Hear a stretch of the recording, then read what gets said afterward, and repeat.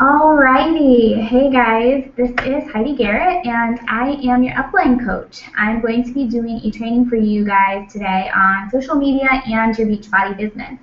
I've been getting a lot of questions lately on how can I grow my business, how can I extend my reach, how can I extend my audience, how can I reach more people and find more clients and prospects that will be interested in Beachbody. So we're going to start with social media and how powerful this platform can really be for your business. The first thing we're going to talk about is extending your reach. So with Beachbody coaching, you have both personal goals and business goals.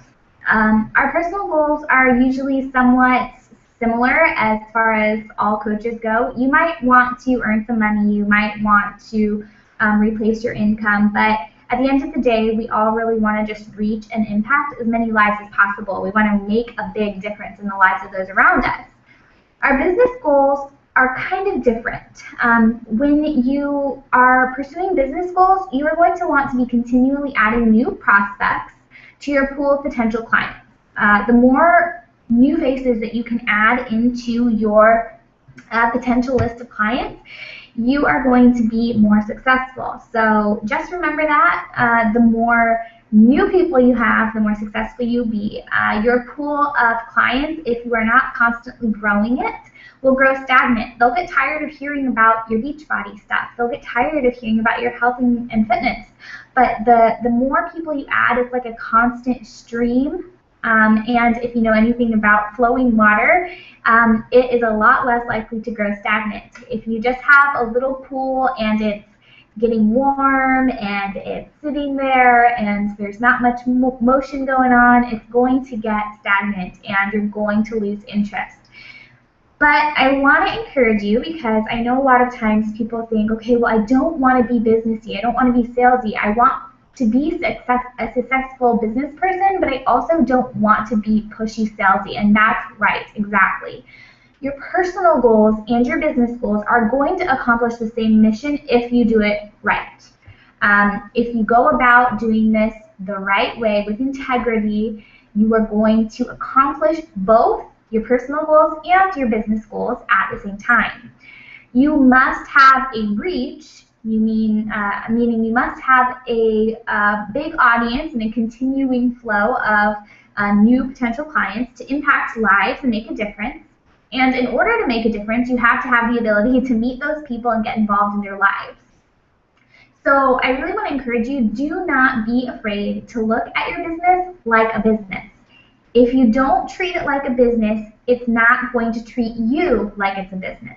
If you treat it like a hobby, you will get paid back hobby money. If you treat it like a business, eventually you will be getting business money. People will see you how you see yourself. Are you the CEO of your own company, or are you just kind of this, entrepreneur who's kind of doing this, but you're not really sure what you're doing, and you're not confident, and you're doing it part-time, and you're not putting a lot of effort into it, and you're just talking to the same people.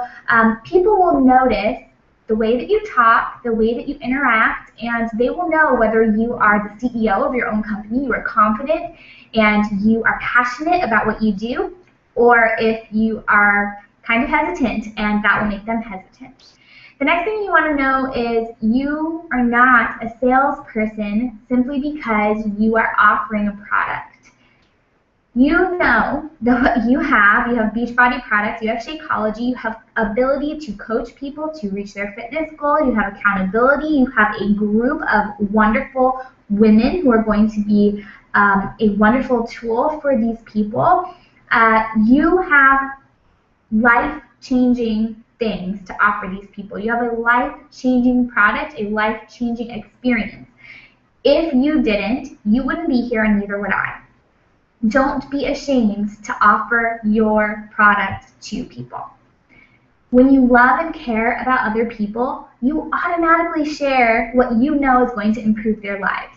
There's this saying called sharing is caring, and it's really true. If you care about people and you have experienced something wonderful, if you're not sharing it with them, that's not true caring. That's not true friendship. That's not true love. If you're looking at someone and saying, I know they could benefit from this so much, but you don't share it with them, you're hurting them. So don't see it as I'm trying to sell these people something. See it as I love these people, I want to see them grow, I want to see them get better, I want to see them improve, I want to see them reach their fullest potential, and so I'm going to share this awesome opportunity with them, and they will hear that from you. If you go into it with, oh, I just want to make some money, then obviously you're going to fail. But if you go into it with the attitude that you love people, that you care about them, that you have this really life-changing, awesome thing that you can offer them and that you can assist them with, then they will sense that from you, that you really care for them. So let's talk about platforms. There are lots and lots of platforms that you can use to extend your reach and grow your audience of who you can talk to and who can be your potential clients. So we have face-to-face networking. This means, you walk into Starbucks and there's somebody who is in their gym clothes and you strike up a conversation about fitness and ask them if they've ever heard of P90X or T25 or whatever workout program you happen to be doing. And if they have, say, well, how's it going for you? Continue a natural conversation and say, did you know that you could get a Beachbody coach to do that? And actually a Beachbody coach. And grab their information. That's face-to-face networking. It's just interacting with the people that you see on a daily basis. Maybe it's your cashier at the grocer's. Maybe it is the barista at your coffee shop. Maybe it's your mailman. Maybe it is the lady who is at the dress store that you go to. I don't know. It's just the people that you interact with face-to-face on a daily basis. Those are your face-to-face network market. Those people are great. They're easy to talk to. You can bring up conversations and grab their info, and that's wonderful, but it is usually a fairly limited way to make new contacts. You're not always going to be out of the house. You're not going to always have time to strike up a 10-15-minute conversation. So while this is a fantastic way to meet new potential clients, you're going to need more than that. So this is where we move on to what's called the warm market. Your warm market is those people around you who you know either care about you, have a relationship with you, or are going to be already interested in your product. This can be family, friends, co-workers, or people that are just acquaintances that you know are into fitness, or people who would be interested in your business opportunity because they're family or because they love you and care about you, they really want to help you out. Those are your warm market, and those are the people you're really going to want to start with first. So I highly suggest, and I think I've already suggested this to you guys before, but make sure that you make a list of your warm market. Go through and write down every single person that you have had a relationship with, that you are friends with, that you went to high school with, that your dentist, your doctor, I don't know, everyone that is close to you that you have some kind of interaction with on a fairly consistent basis.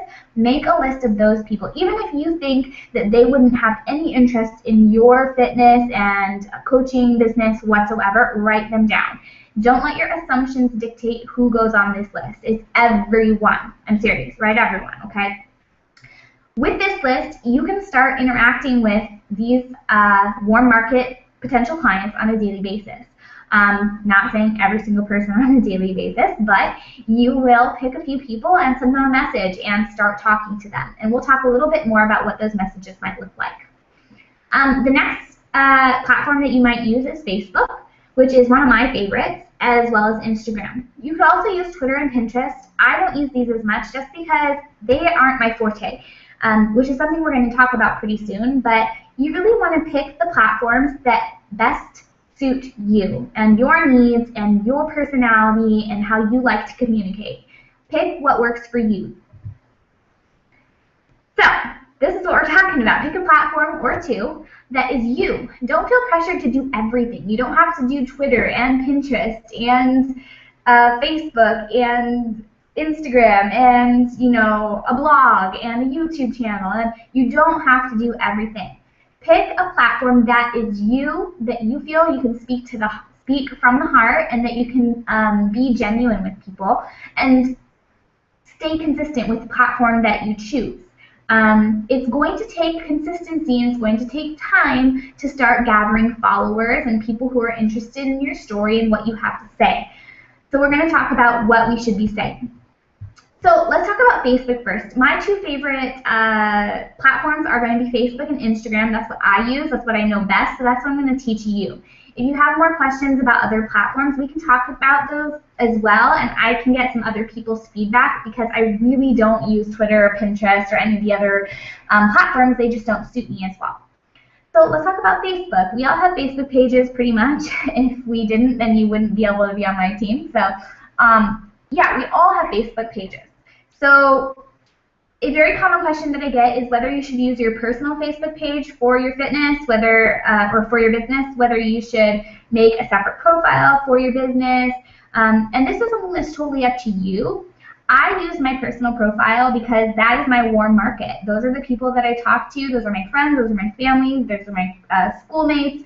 Those are people who I'm going to have the most luck with in the beginning. They're the people who are going to be interested in what I have to say. So I want to keep them close, and I want to have them hear what I have to say.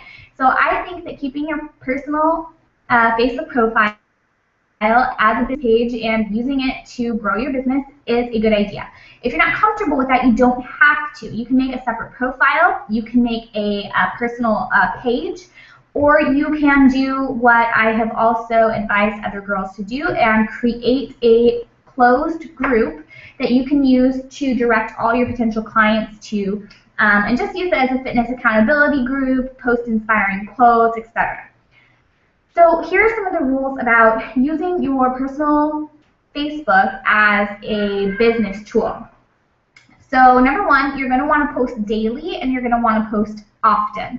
Now, I know it might seem like you're being annoying, but there is a trick to this. You probably want to post about 4 times a day. The more often that you post, you are going to pop up on your friends' feeds more often. You're going to come up to the top. The more often you post and the more people look at your posts, the more important Facebook deems your posts to other people. So you will start showing up more often. That means more people are going to be seeing what you have to say. Facebook has this setting where you don't always see everything that every single friend posts. It has an automatic sort filter that tells you what it thinks should be most important to you. So you've got to kind of trick the filter. So post often. The other thing that we're going to talk about is you need to post content that I call lift content. Lift content stands for life, posts about your life, things that are happening in day-to-day, not necessarily fitness, not necessarily Beachbody, just stuff you're doing with your family. Maybe you can have a little bit of a health twist, like I post, hey, I went on a bike ride with my family today, here's some pictures, or hey, we went out on a walk with the dogs, or hey, we're going grocery shopping, look at all this awesome food we got. Then you're going to want to post inspirational posts. So try to be motivational, inspirational. Find quotes that, again, not necessarily have to do with health and fitness, but are just positive energy going out into Facebook world, because a lot of the times Facebook is full of people whining and being negative and just venting their frustrations at the world, and you want to be the center of positivity that all your friends can look to. So be inspirational. The third thing that you're going to want to post are fitness. So maybe you're going to post your accountability photo. Maybe you're going to post something about your Shakeology. Maybe you're going to post a progress photo of how you're doing with your workout, or something to that nature. I like to post accountability photos to show people that I'm doing what I say I'm doing. And then the final thing that you're going to want to post are tips. So you're going to want to add helpful tips, maybe a recipe, maybe a workout, maybe you can post like short videos that have a couple of new workout moves. You can find new stuff like this on Pinterest for healthy recipes and workout tips and things of that nature. So check out Pinterest for your tips. It's a great source.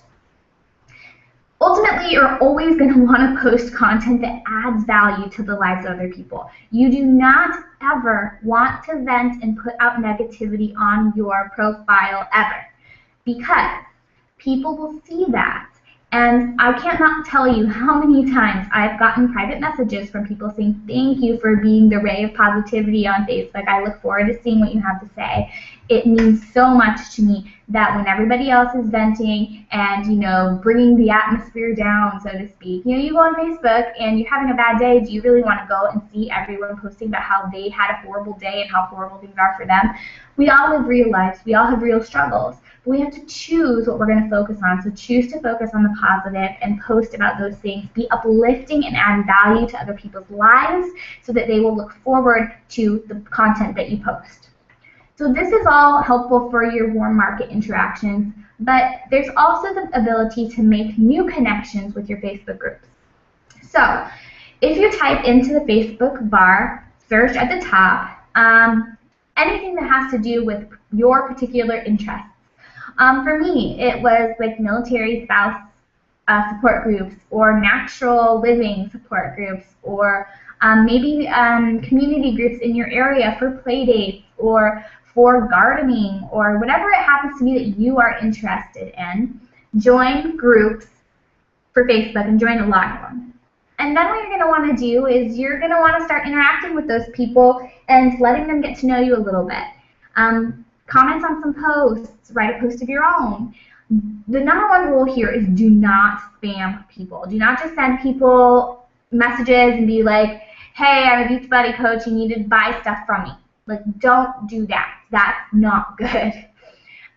You can send short little messages if you want to send a private message to someone that either encourages them and says, oh, you're doing such an awesome job, or I love the tip that you posted, or whatever, just to start a conversation. Or you can also invite them to join your free accountability group, what you're running on Facebook. Always make your connections about them. Don't focus on yourself. Always ask about them and how life is going for them and what they're interested in and what they do for work and how their family is. People like to talk about themselves, so always make it about them and never make it about you. If you do that, you will have control of the conversation, you will be able to direct the conversation, and you'll be able to make it productive and gain a new contact that way. So the next platform we're going to talk about is Instagram. Instagram is kind of unique in the sense that it is your own personal magazine. So I am going to exit out of this presentation for a moment so that hopefully you will be able to see my Instagram. So let's try that out.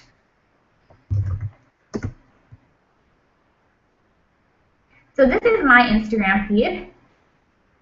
If you don't have an Instagram or you're not familiar with it, then we can talk about that a little more. This is what my Instagram page looks like. Your Instagram is going to be basically a personal magazine. You are going to want to try to post images that are cohesive, that look, maybe somewhat of the same color genres, kind of make it look cohesive, like it was in a magazine, that it would look good together, so that when people scroll through your photos, it looks nice. The other thing that you're going to want to do is follow the lift principle when you're posting content. So always make it either about your life, make it inspirational, make it about fitness, or make it a tip. Always be adding value to others. A question that you might want to ask yourself is, would I stop to look at this content if I were scrolling through the images? So you saw how I was scrolling through my pictures. You have a news feed on Instagram like you do on Facebook, and you kind of can just scroll through. Now, if you were just scrolling through this news feed or scrolling through a group of photos, what would make you stop and look at that content and click on it and find out more information about that picture? There are hundreds of thousands of pictures on Instagram every single second. So if you are not posting content that is important, that is valuable, and that is inspirational, then people are not going to be interested. The next thing that we're going to talk about is hashtags. So on Instagram, there are hashtags. You've probably seen all these hashtags, and you've heard about them, and they're crazy, and you have no idea what they do. Hashtags are basically a way that tags your photo or your post with a category. So if you used hashtag healthy choices, then all of the other people who wrote hashtag healthy choices on their picture, you could type in hashtag healthy choices, and all of the photos that have ever been labeled hashtag healthy choices are going to come up. So it's a way for people to be able to sort through Instagram, sort through interests, find topics that might interest them, find new recipes, find new friends via the hashtag. So the number one rule is do not use the most popular hashtags. A way you can find this out is there's some apps. The one that I like to use most is tags for likes, but there's a lot of them out there. And this is something we can go more into depth later on an individual call if you would like. But you're not going to want to use the most popular hashtags. People are constantly posting images. It is so fast that if you use the most popular hashtags, your picture will disappear in 1 second through your newsfeed. By the time you click post and you go to look at the newsfeed for your picture, it will be gone because there's so many people using those hashtags. So you're going to want to use hashtags that are unique to your story. For me, that's like hashtag MILSO, which is military spouse or military significant other. And then hashtag Army wife. I also use hashtag eating disorder recovery or hashtag eating disorder warrior. Those are ones that a lot of people who are recovering from eating disorders will use. So go ahead, do some looking around, find some popular hashtags that have to do with your niche and kind of make a list of those. And you're going to have to experiment and try and see which ones get you the most likes. It's a process and you have to be patient. The next thing is you want to put your hashtags in the second comment. So let's go back and I will show you when you're posting a photo to Instagram, it will come up and you will have the ability to write a description. Here's the description on mine. And a lot of people will put their hashtags in this comment description, the first thing that you're allowed to do. You don't want to do that. Write a nice description about what the photo is about. Post your photo. Then go back and put your hashtag on the second comment. This is going to make it possible for you to delete, see the delete option? Delete your set of hashtags and repost with a new set of hashtags, which is very important. So this means that if you post a picture and you post a set of hashtags with it, you can do up to 30. And that particular set of hashtags didn't get your picture very many viewers or followers, then you can go back later that day or in a week or whatever you do and delete those hashtags and add a brand new set, and it will repopulate into Instagram's feed with the new hashtags. You will get brand new audience and you get double the people seeing your photos. So that's an awesome tip. Remember to do that. Like I said, you can use apps that are going to help you find the trending hashtags. There's tags for likes and there's some other ones. You can look on your iTunes store or Android store to find some apps that help you find trending hashtags. But a lot of the time, I kind of just like to look at what other Instagrammers are posting and what hashtags they're using and what's working for them. And I just experiment and I see what works for me and what happens to get me the most likes on photos, and I am always changing it. So it's kind of an experiment, but it's something that is really important. So this is awesome. You've got some new platforms to use, you've got some tips, but then what do you do with your new prospects, right? So you've got these people who are interacting with you, who are liking your photos, who are commenting on your Facebook statuses, but what do? Well, number one, most important, you always continue to add value. You never stop adding value to people's lives. As soon as you stop adding value to people's lives, they will unsubscribe, they will block you, they will have no interest. So continue to add value. Be a constant source of information, positivity, encouragement, inspiration. Be that constantly, consistently, daily. The next thing is that you're going to want to use a principle called FORM. FORM stands for family, occupation, recreation, and the last M is sometimes questions. Some people say money. I like to use mission because I think that is a lot more to the heart of what my goals are for my Beachbody business. So when you're forming someone, this means you're striking up a conversation with them. You're asking them, you know, how's your family doing? Where do your kids go to school? Or what ages are your children? What do you guys do for fun? You know, what's your favorite thing to do with your family? And then occupation, obviously, you say, well, what do you do for a living? Do you like your job? How did you get into that? What's your least favorite thing about your job? You talk to these people about these topics. The third thing is recreation. So, what do you like to do for fun? Do you have any hobbies? Do you guys like to go bike riding? Do you like to play golf? Whatever it happens to be. And then finally is your mission. And I think this is one of the most poignant ones. You want to find out what is central to these people's lives. What makes these people who you are talking to as potential prospects, what makes them tick? What is their mission in life? What is important to them? And some of this you will find out while you're talking about family, occupation, and recreation, but you may have to pry a little bit. A lot of times people will feel uncomfortable and they'll try to turn the conversation to you. Well, what about you? But you have to make sure that you keep the conversation about them, because it is about them. Your goal is to help them, and it's not about talking about yourself. So you always want to move the conversation towards them and talking about the form topics.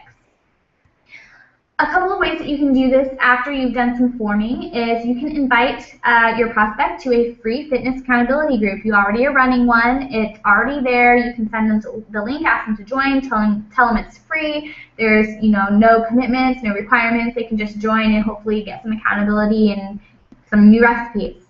You can also invite them to participate in a challenge group. If you're running a challenge group for T25, 21-Day Fix, Insanity, whatever you happen to be doing, you can invite them to join the challenge group. I suggest that you do the forming and the free fitness accountability invite first.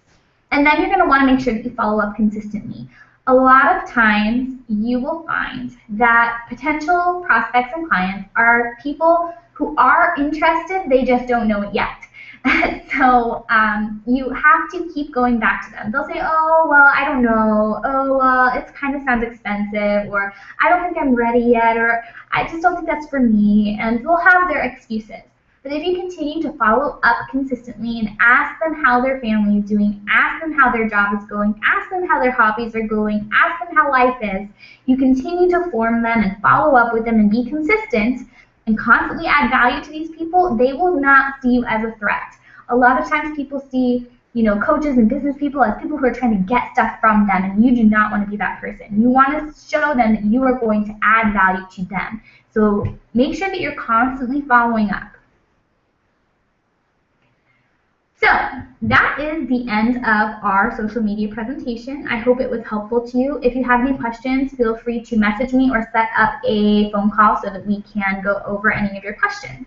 The most important thing that you want to remember when you're looking for new clients and new prospects, you constantly want to be adding new faces to your pool. You want to always be adding value so that they don't feel like you're taking anything from them, and you want to constantly follow up with them to make sure they know you care.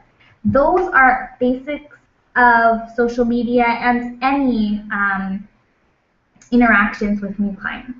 So again, if you have any questions, please feel free to message me, and we can go ahead and set up a time where we can talk about it. Until then, I'll have to say goodbye, sorry, and I'll talk to you guys later. Bye.